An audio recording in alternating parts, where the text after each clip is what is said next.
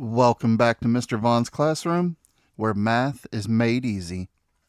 Before we get started in this video, I'd like to ask you to please hit the subscribe button, give this video a thumbs up, and engage with a comment below. In this video, we're looking at Unit 1 on constructions and rigid transformations, Lesson 13, incorporating rotations. The learning goal in this lesson is to draw some transformations, specifically rotations for this lesson. There are 3 learning targets in this lesson. Once we're done with the practice problems, we'll come back and review these and ensure you understand everything you need to before moving on to a future lesson. Learning target number 1 says that given a figure and the description of a transformation, you can draw the figure's image after the transformation. So if they give you an image, a shape, and they tell you how it is being transformed, you're able to draw the new shape after the transformation. Learning target number 2 says you can describe the sequence of transformations necessary to take a figure onto another figure. So if they give you the original shape and they give you the image of it or the new shape, you're able to describe what transformations happened and in what order to go from the first shape to the second shape. And then learning target number 3, you know that rigid transformations result in congruent figures. So you understand that whether we translate it, meaning we shift it up, down, left, or right, whether we rotate it clockwise or counterclockwise, or whether we reflect it, meaning we flip it over an axis of translation, then or an axis of reflection, all 3 of these rigid transformations leave the shape the exact same size it was. So the new shape is going to be congruent because the side lengths will still be the same and the angles will still be the same. For our glossary terms, we start out with assertion. This is a statement that you make because you think it is true, but you have not yet proven that it is true. Next, we have congruent. One shape is congruent to another shape as long as the side lengths are the same and the angles are the same. So here we've changed from A to B, B to C, and C to D. We've translated it to the right and down. We've rotated it clockwise, and we've reflected it across a shared line, but we have not made it any bigger or smaller, so all of these triangles are congruent.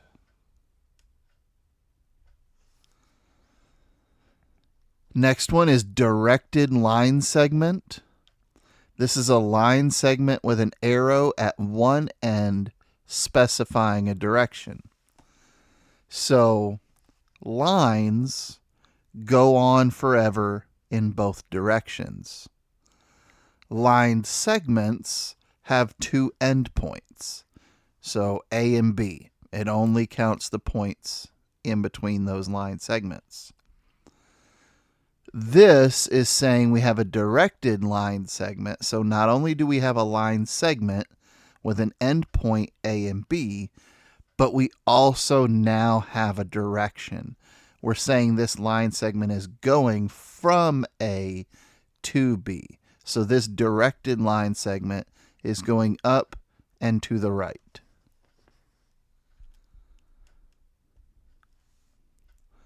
Next term is image. When we transform the original shape, which in this case would be the triangle in the bottom left, the new image that we create is the image of the original shape. So A prime is the image of A, C prime is the image of C, B prime is the image of B, A, B, and C are the originals, A prime, B prime, C prime, that is the image. Next, we have reflection. A reflection is defined using a line. It takes a point to another point that is the same distance from the given line. So here in this example, we have this line M that is perpendicular to the segment A prime. And we would say that A is the original and A prime is the image that is the same distance from M that A was, and it's drawn so that it is put perpendicularly on the opposite side of that line of reflection.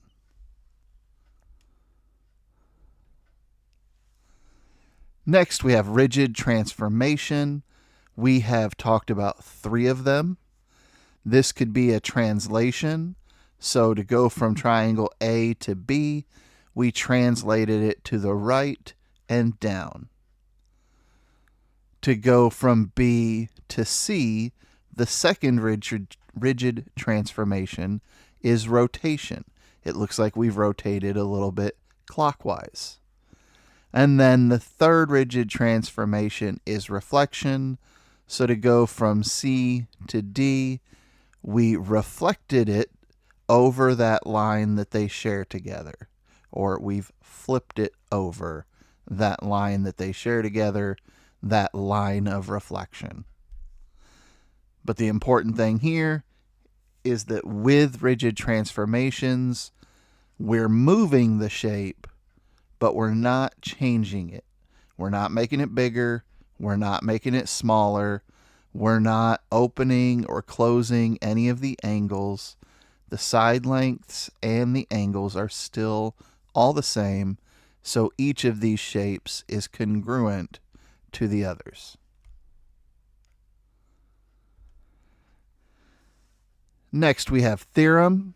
This is when the assertion that we talked about at the beginning of the glossary terms, that statement you made that you had not yet proven, once it has been proven mathematically, then it becomes a theorem. And our last glossary term is going to be translation. A translation is defined using a directed line segment. It takes a point to another point so that the directed line segment from the original point to the image is parallel to the given line segment and has the same length and direction. So in this figure to the right, A prime is the image of A under the translation given by the directed line segment T.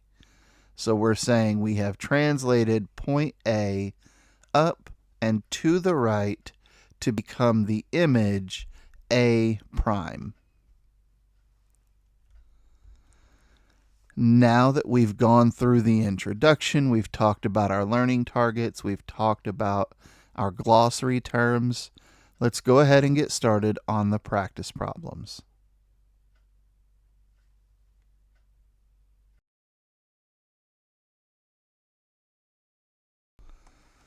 Now we can start the practice problems for lesson 13. In the first one, they give us 2 polygons in this image in the upper right. We have the blue polygon that is labeled P, and we have the green polygon that is labeled Q. And they want us to select all sequences of translations, rotations, and reflections that would take the blue polygon P and make it the green polygon Q. So we have to analyze each one. So first, let's take a look at option A.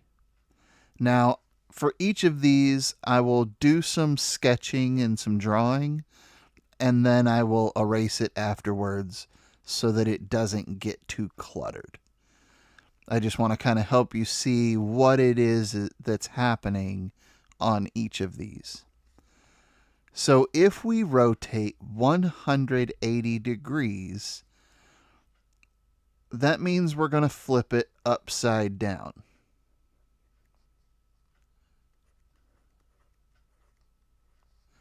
Okay.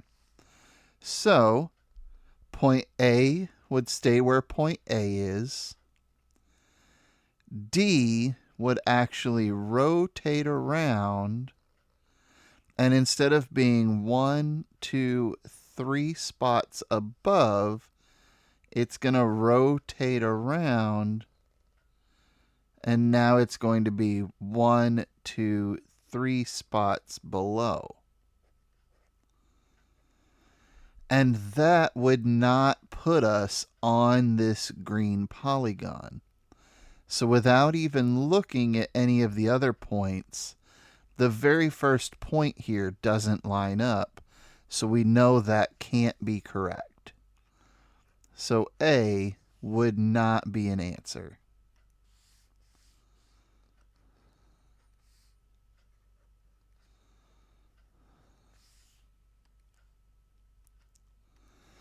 Now let's look at B. They want us to rotate 60 degrees counterclockwise. Counterclockwise means this direction.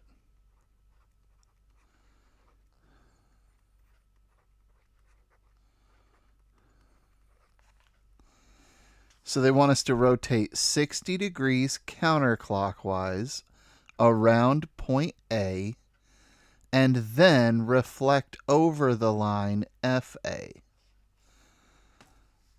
So what this would look like is this line AB will rotate around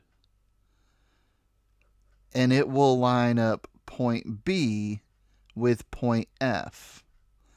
And then we would flip the shape across.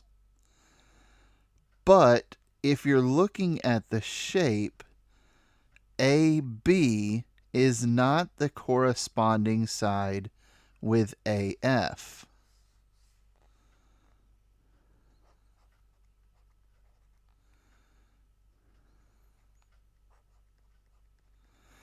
If I look at this shape, AB corresponds with AJ.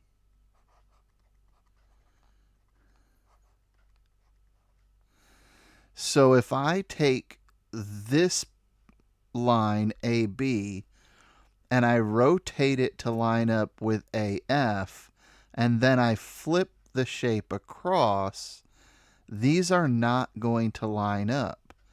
This skinnier end down here where CDE is going to be somewhere down in this area,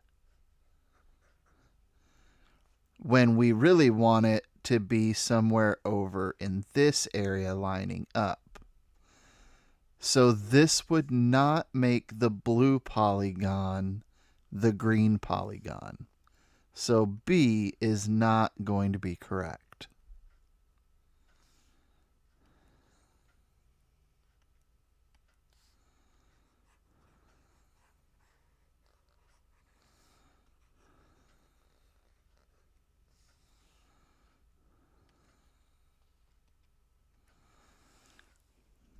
Now let's look at C.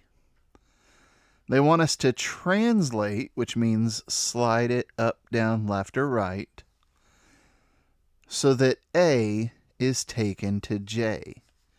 So they want us to take this point A, and they want us to slide it down so that J becomes the new A. Then reflect it over line BA. So notice in the previous option, we said this one didn't work because AB was not the corresponding line to AF. We said it was the corresponding line to AJ. So if I take this whole shape and I slide it down, then B slides down, and this becomes B prime. E slides down, and this becomes E prime. C slides down, and this becomes C prime. And then D slides down, and this becomes D prime. Now I've got this same shape that I had when I translate it, but now I'm going to flip it across, and this fat part caused by ABE is going to line up with this fat part caused by A, J, and Q. And then this skinny part up here at the top caused by C, D, and E, once we flip it or we reflect it over this line AB or AJ, then it's going to line up with this skinny part down here caused by FGH. So because AB does correspond to AJ, once we translate this top blue polygon down to line them up, then when we flip over, it is going to line up. So C would be correct.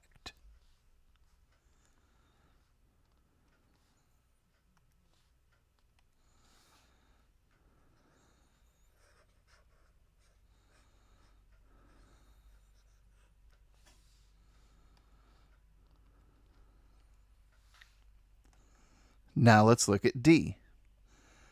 They want us to reflect over line BA. So they want us to take this blue polygon at the top, and they want us to flip it over this bottom line.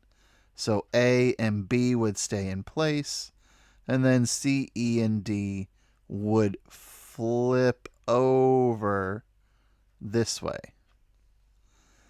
Then they want us to translate bi-directed line segment BA. So once we flip it over, they want us to slide it down.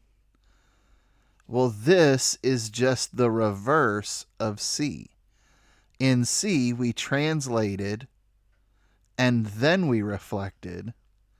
In D, we're reflecting and then we're translating, but we're still lining up AB with AJ. These are just opposite steps, or opposite order steps. But they result in the same thing. It will cause the blue polygon to then line up directly on top of the green polygon. So D is also correct. C had us slide it down and then lay it down. D has us do the opposite. D has us lay it down and then slide it down. But they will end up being the same thing.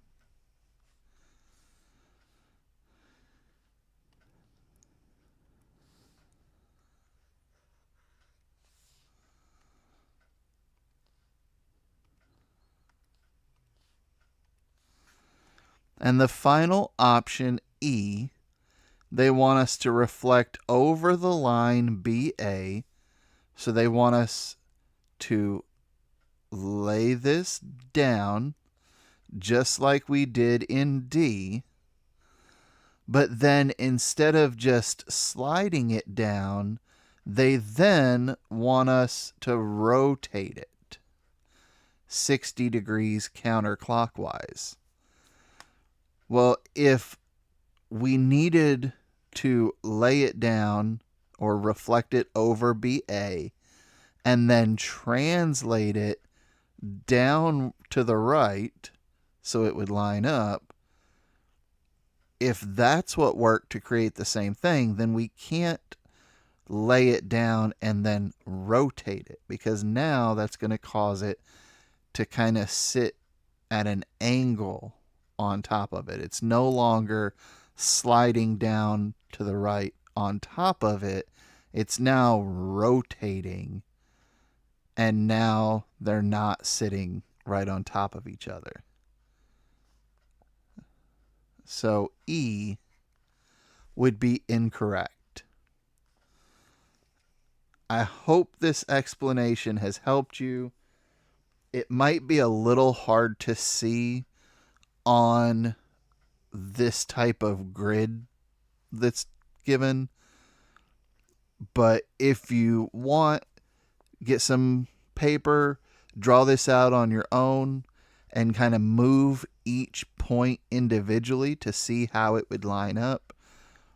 But the correct answers here would be C and D, because with a shape like this, I can see I have this fat end made up by A, B, and E on the blue one that's made up by A, J, and H on the green one. I've got this skinny end that's made up by C, D, and E on the blue one, and it's made up by F, G, and H on the green one. So I want to make sure that as I'm translating or rotating or reflecting, what I need to end up with is that fat end lined up over the fat end and the thin end lined up over the thin end. I need to understand that based off of these drawings, I'm going to add this. Based off of these drawings, AB corresponds to AJ. BC corresponds to AF. CD corresponds to FG. DE corresponds to GH. And EA corresponds to HJ. So if these are the sides that correspond to each other, then as we do these transformations, we need to make sure that those same line segments are going to be on top of each other. So I hope this helps, but if you do still have questions, feel free to leave a comment below, and I'll get back to you with any help that I can offer. Now let's take a look at practice problem number 2.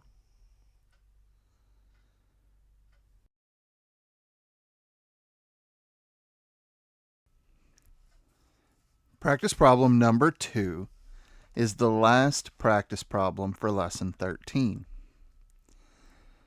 Once we're done with the practice problem, we will go back and review those learning targets just to make sure you understand everything you need to from this lesson before you move on to the next one. The semaphore alphabet is a way to use flags to signal messages. Here's how to signal the letter Q.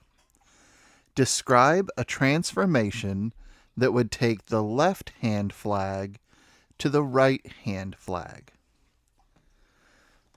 So remember, we have 3 different types of rigid transformations. We have translations.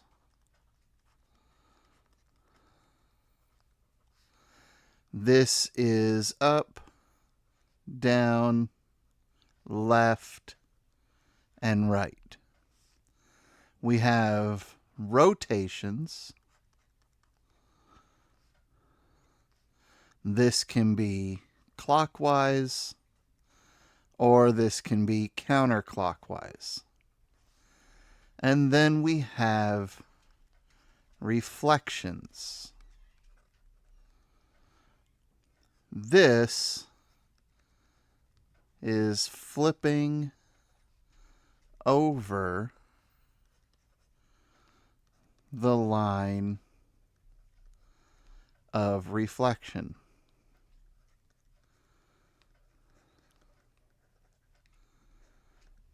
So when I look at this, I need to take this arm that has the flag marked L, and I need to move it to this arm with the flag labeled R.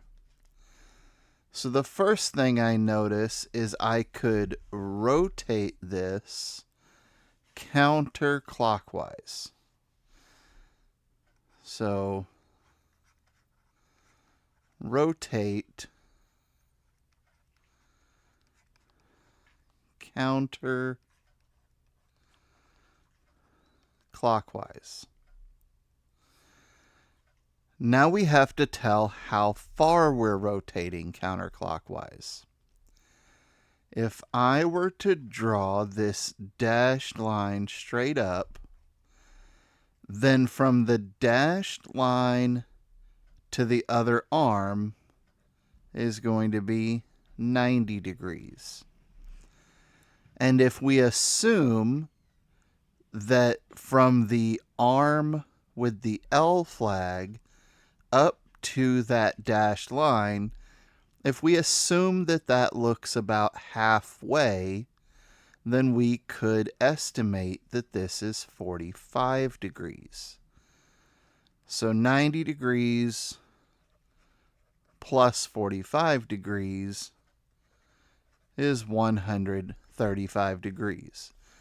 So we need to rotate counterclockwise 135 degrees. But when we do that, this flag would now be pointing up.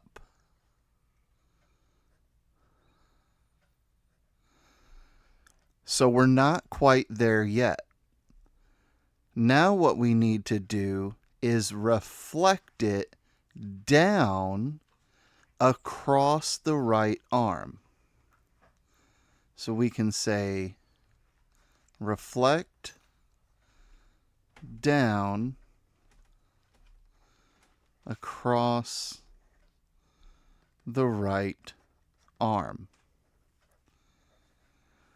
Now the arms and the flags will line up exactly with each other and complete this task. I hope this makes sense to you. If you do still have any questions left, please feel free to leave a comment below. Now let's go back, review the learning targets, and just make sure you understand everything you need to before you move on to the next lesson.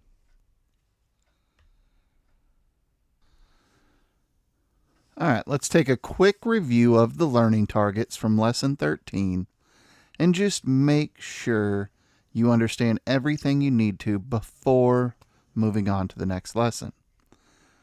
Now, learning target number 1 says that given a figure and the description of a transformation, you can draw the figure's image after the transformation. So this simply means if someone were to give you a shape, a square, a triangle, a line, and then tell you, rotate it 90 degrees, translate it down and to the right, reflect it across the x-axis, a series of transformations like that you would be able to follow those steps and draw the final image of the original shape that had been given to you. Learning target number 2 says that you can describe the sequence of transformations necessary to take a figure onto another figure. So this one, you could think about the series of triangles that shows up in our glossary terms. You need to be able to describe, well, to go from triangle A to triangle B, we translated down and to the right. To go from triangle B to triangle C, we rotated clockwise. To go from triangle C to triangle D, we reflected across their shared hypotenuse line.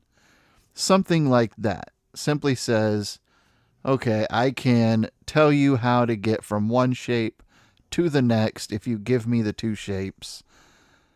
And then the third learning target simply says, you know that rigid transformations result in congruent figures. This just means you understand that we have 3 types of rigid transformations. We have translations, which move up, down, left, and right. We have rotations, which rotate clockwise or counterclockwise. And we have reflections, which flip over a specified line of reflection. But what's key to understand is that when you do those, they don't change the shape at all. They only change the placement of it. So you understand the side lengths are still the same, the angle sizes are still the same, so therefore the original shape and the image shape are still congruent figures. If you understand all 3 of these, you're exactly where you need to be moving forward. If you still need any help, by all means, leave a comment below. If you find these videos helpful, please give it a thumbs up. In the bottom left of the screen, you should see another video that YouTube is recommending for you. In the bottom right, you'll see the subscribe button for the channel. Please help the channel out and subscribe to it. And please, if you need any help, leave a comment below. I look forward to seeing you in the next lesson.